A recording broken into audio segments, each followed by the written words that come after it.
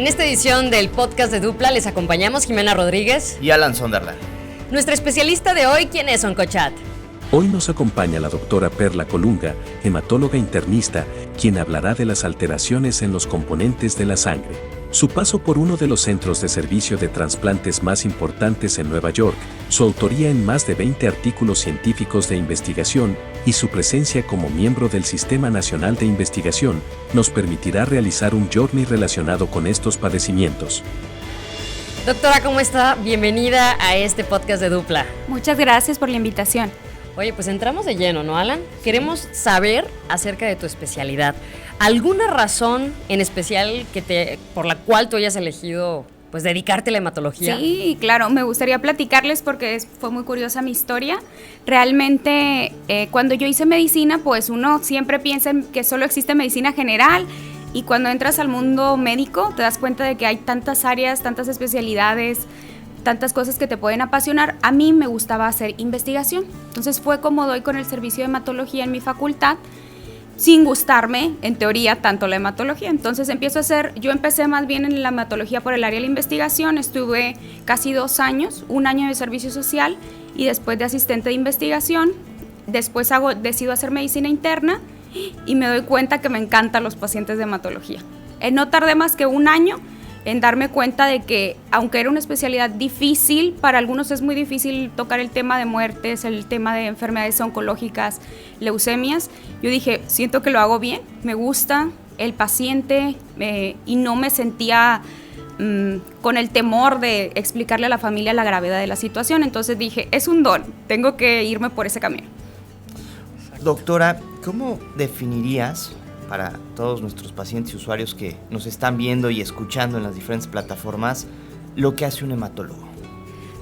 A mí me gusta mucho explicarles que vemos tanto cosas benignas como malignas. Hablamos de la sangre, pero la sangre en todos los sentidos. La médula ósea produce todas las células de la sangre.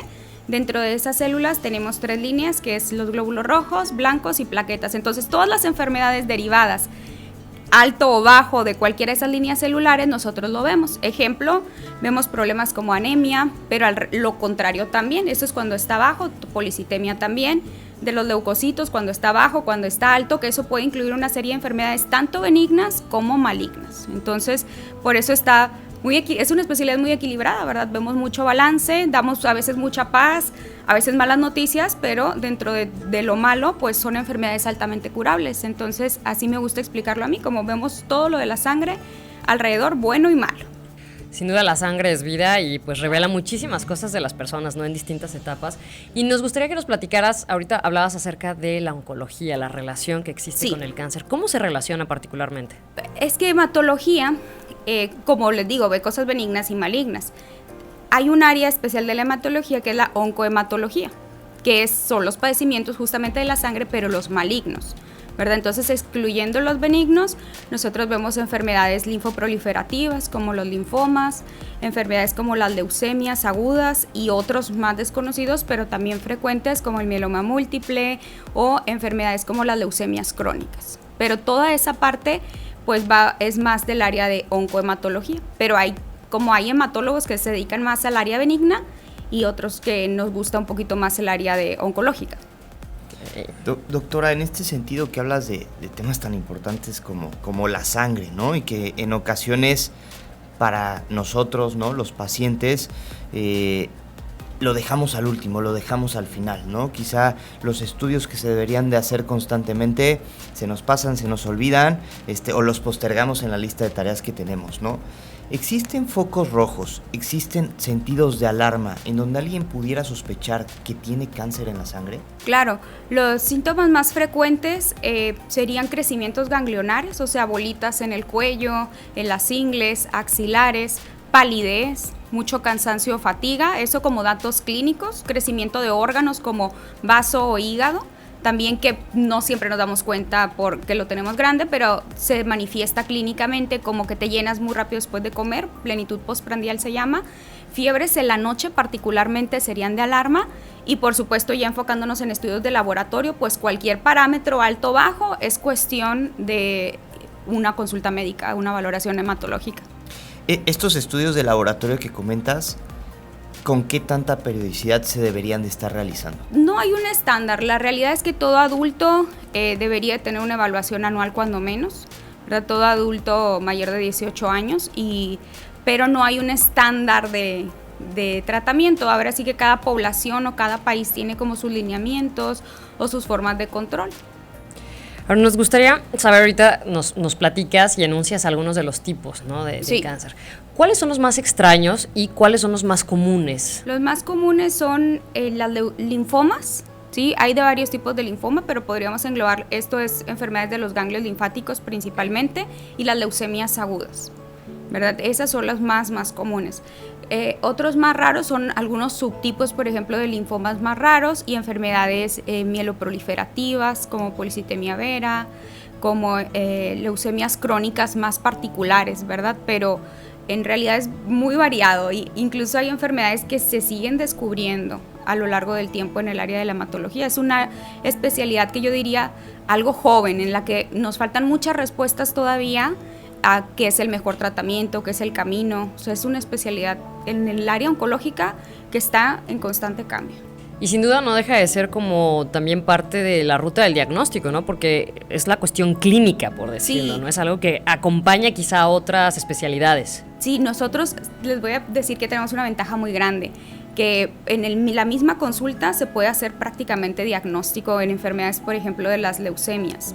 ¿Por qué? Porque nos lleva el paciente y no dependemos tanto de otros médicos. Por ejemplo, en algunas enfermedades oncológicas sólidas, que el estudio de patología, que hay que esperar el resultado, que el estudio de imagen, la tomografía, los hematólogos, a veces llega el paciente, platicamos historia clínica, hacemos con una gotita de sangre literalmente de 2 milímetros de espesor, o sea, nada, un extendido, lo teñimos en la misma consulta, en 5 o 10 minutos nosotros ya lo estamos viendo al microscopio y puede ser tan corto como en media hora nosotros ya poder saber que un paciente tiene una leucemia aguda.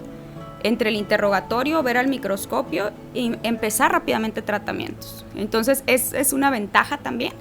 Hay algunas enfermedades que sí requerimos, por ejemplo, del patólogo, como los linfomas, pero en muchas no. Rápidamente podemos tener una sospecha clínica y ahorrarnos esos pasos y que todo se pueda hacer muy oportunamente. Perla, hablabas ahorita y me gustó mucho, ¿no? La parte que ligas tu profesión con la investigación. Sí. Y el adicional, que es, siguen existiendo y se siguen generando enfermedades nuevas, ¿no? Sobre todo en la sangre. ¿Qué es lo más complejo de tu profesión? La actualización médica continua. O sea, la actualización. Para poder estar actualizado, yo creo que sí tenemos que estar en hacer investigación. Porque si no haces investigación, no te metes a profundidad.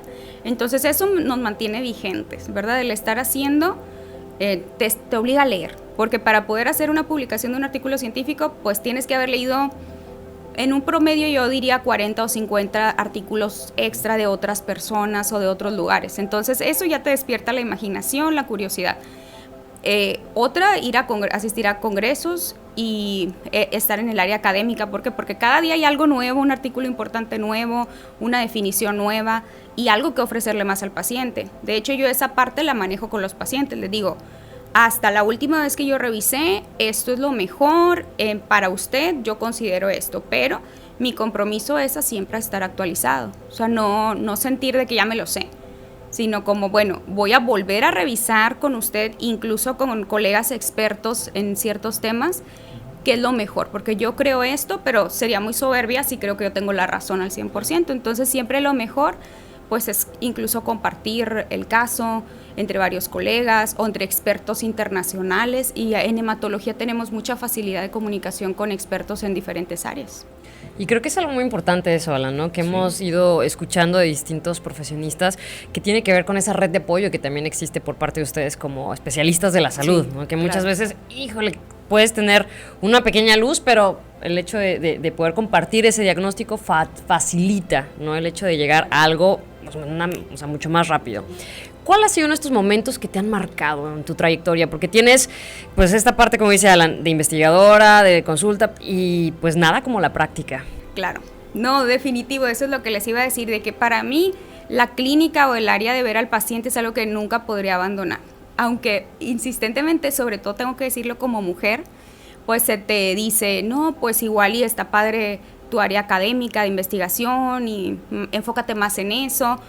Para mí no, es imposible. O sea, a mí lo que me gusta es el paciente, lo que me marca es el paciente. Tengo muchas, no podría parar de contar anécdotas e historias, pero yo les diría que para mí lo más impactante es cómo puedo llegar a hacer incluso amistad con mis propios pacientes.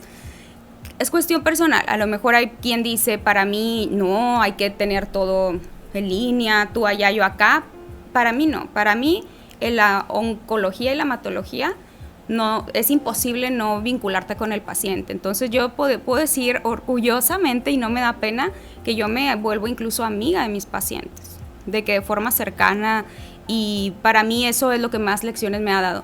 O sea, ellos me dan lecciones a mí, me mantienen viva, con energía, y al revés, ¿verdad? Me dicen, no, pues al revés, me dicen, tú me mantienes a mí con vida, y yo creo que es una satisfacción muy grande que pocas especialidades te las pueden dar. Oye, está increíble eso, Perla. Te voy a ser sincero, ¿no? Previo a realizar este podcast, este acercamiento, entrevista contigo, leyendo lo que comentan y lo que ahorita nos acabas de platicar tus pacientes sobre ti, pues la realidad es que nos da una visión de la empatía, del trato humano, el agradecimiento, ¿no? No siempre ocurre ese agradecimiento, y sobre todo reconocer que no solo los diagnosticaste, los acompañaste, les diste soluciones y siempre estuviste de la mano, ¿no? Claro. En ese sentido, yo te quisiera preguntar, ¿qué es lo más complicado al momento de diagnosticar el cáncer, ¿no? Sobre todo, y bajo lo que me acabas de comentar, ¿no? El acercamiento con mis pacientes para mí es fundamental, pero cuando llegue esa noticia, ¿cómo esperar? Es la forma de decirlo. Yo creo que todo es la forma de decirlo. Para todo, nada es blanco y negro.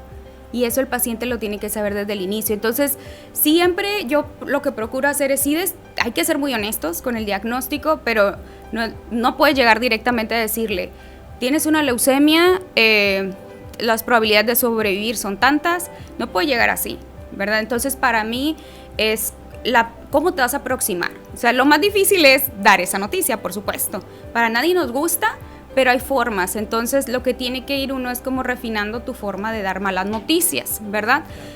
Porque hay 1000 formas, entonces uno va desarrollando como su propio estilo. Entonces, siempre hay que ir preparando al paciente desde la primera. Tampoco podemos asegurar con firmeza de qué se trata o la variedad de. Entonces, tú llegas y dices, bueno, yo sospecho esto, vamos a esperar estos estudios. Si esto ocurre, haríamos esto. Si esto ocurre, haríamos esto otro. Para mí, siempre le digo, al paciente quiere saber qué sigue, porque la incertidumbre, eso es lo que te mata a todos, ¿verdad? Y en la actualidad, que todo tenemos en el celular y en el Google y rápido, todos queremos respuesta rápido, todos tenemos acceso rápido a esas respuestas, ¿verdad? Entonces es peligroso. Entonces ¿qué hago yo? Le digo, hay mucha información, yo le voy a mandar información que puede leer. El paso que seguiría es anticiparlos mucho a lo que va a seguir en los próximos días, semanas, por ejemplo, no años, porque también eso sería muy complejo y muy pesado para un paciente, pero sí anticipar a un paciente la próxima semana lo que va a ocurrir, le ayuda mucho.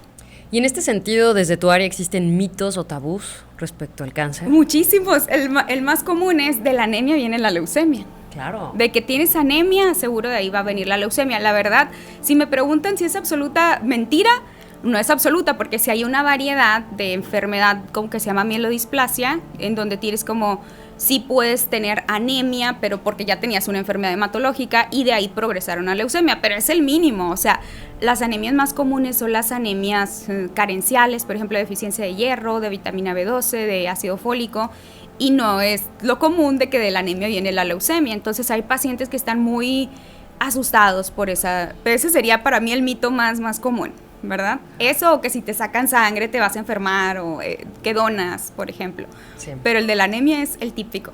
Sí, me ha tocado escucharlo ese. De la anemia viene la leucemia, claro. Sí. A ver, la leucemia, incluso lo vemos llevado a la ficción, ¿no? Así y es parte de cómo también la gente va adentrándose al tema a partir de los momentos emocionales, ¿no? Y del trayecto que tiene este viaje de acompañamiento en circunstancia del cáncer, claro. ¿No, doctora? En ese sentido, a mí me gustaría preguntarte, y hablabas de probabilidades y estadísticas. ¿Hay probabilidades y estadísticas que nos quisieras compartir que deberían ser alarmantes hoy día para la sociedad? La verdad es que Sí, pero buenas, son buenas. ¿Cómo qué cosas buenas?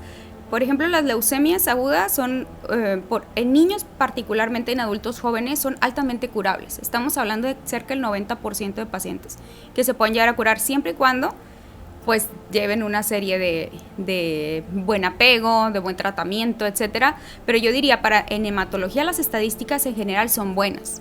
Claro, siempre va a haber el escenario en el que no todo te salga bien, pero dentro de todo, para nosotros las respuestas a tratamientos son maravillosas a primeras líneas, tanto en linfomas como en leucemias, hablando de 80% y de tasas de curación bien altas.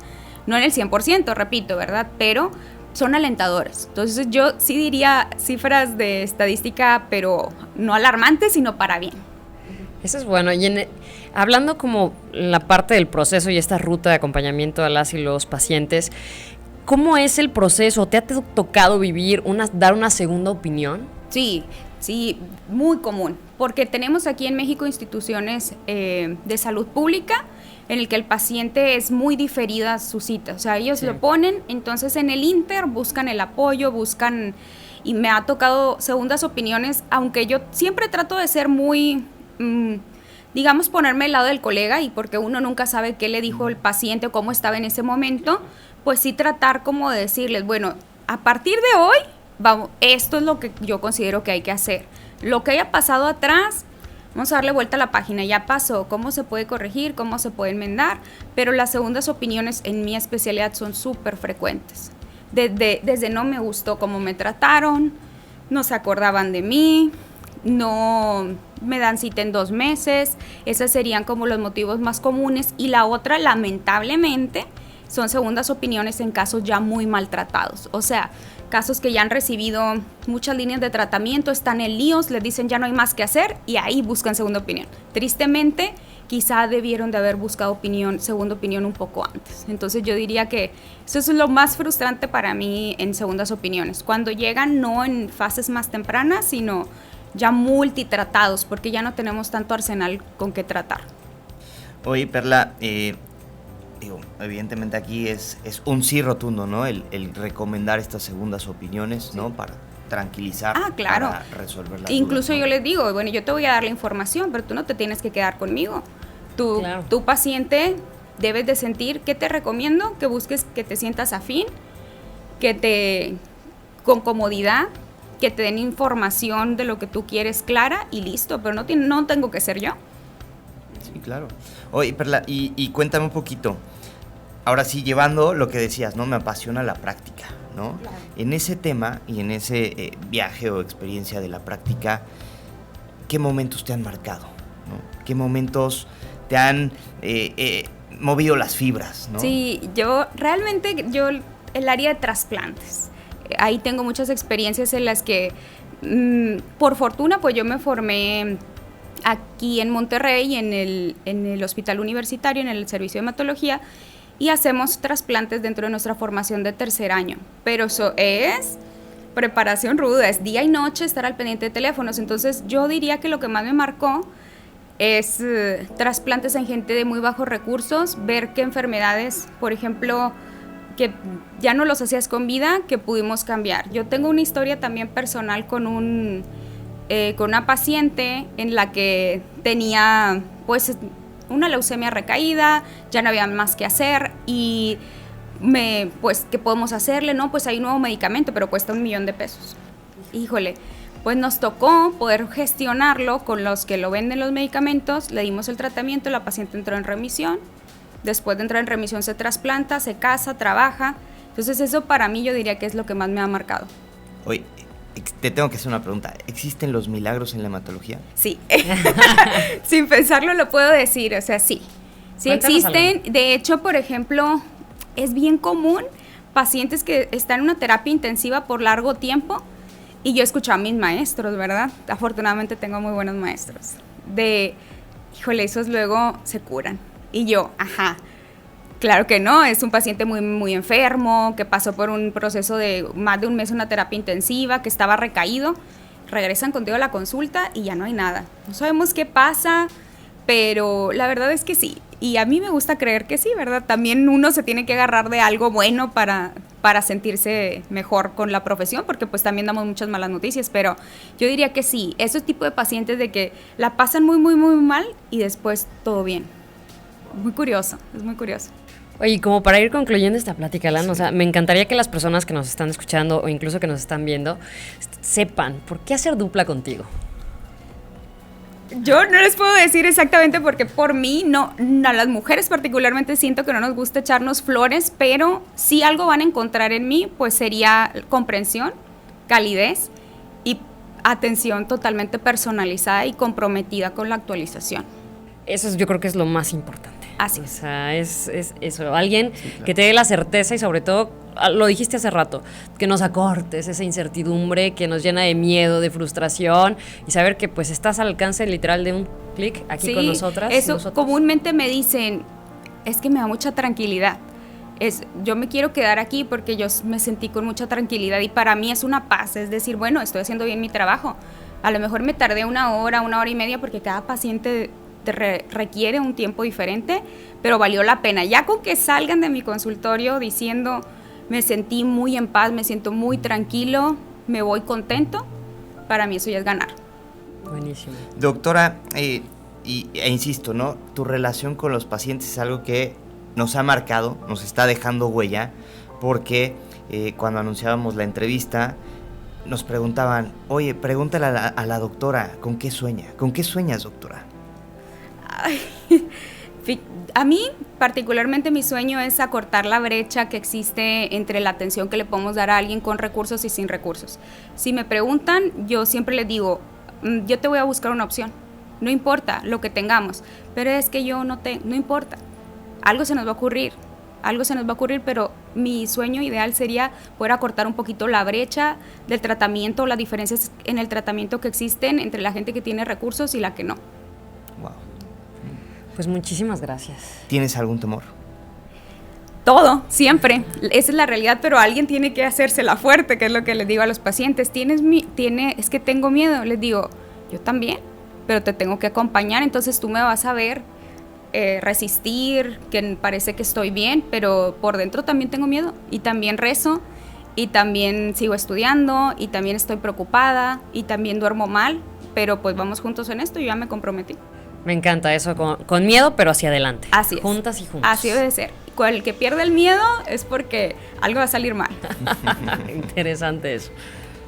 ¿Listo? Pues muchísimas gracias, doctora, por tu tiempo. Gracias a usted. Invitamos a todas las personas a que, revisen la página www.dupla.doctor, ahí pueden encontrar más acerca de ti y sobre todo si tienen alguna duda con todo lo que han escuchado, pues no lo piensen, ahí está el Oncochat que sin duda pues podrá establecer juntos esta relación a largo plazo. Muchísimas gracias, doctora. A ustedes. Gracias por